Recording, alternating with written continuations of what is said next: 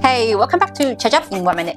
In the last episode, we discussed the $5 billion EV charging fund in the US. Many of you asked, now that the funds have been released, how quickly can each state build in charging stations? Today, we'll find the answer by diving into the newly released NEVI guide. Hey Mike, last time we talked about the NEVI funds finally being resumed. How exactly will the new guideline help states restart their charging station construction? The core of this guideline is to solve the issue of funds being frozen, construction stalled. In February, the Trump administration temporarily halted the use of over $2.5 billion in funds that had already been allocated for years 2022 to 2025. Which caused construction of charging stations to stall. But on August 11th, the FHWA released the NEVI guidelines, simplifying complex requirements and loosening restrictions on station construction, which naturally allows for the restart of building charging stations. It sounds like this adjustment is quite significant. So, what are the main differences between the new NEVI guideline and the previous ones? As you mentioned the last time, federal control over the funds can be quite strict.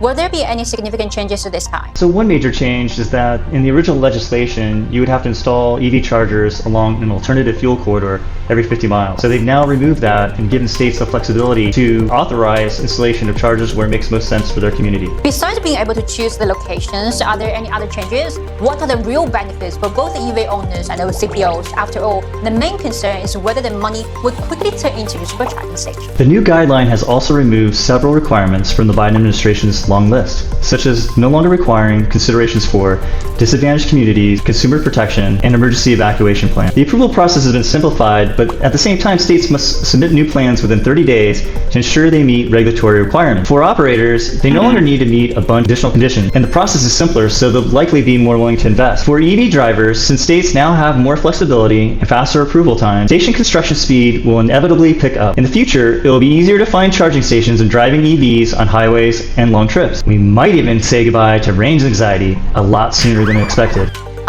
I see. The revision guidelines not only unfreeze the funds but also optimize the station construction rules, which will definitely accelerate the project. Thanks to Mike for breaking down these policy changes for us. In the next episode, we'll visit North America's largest clean energy event, RE+.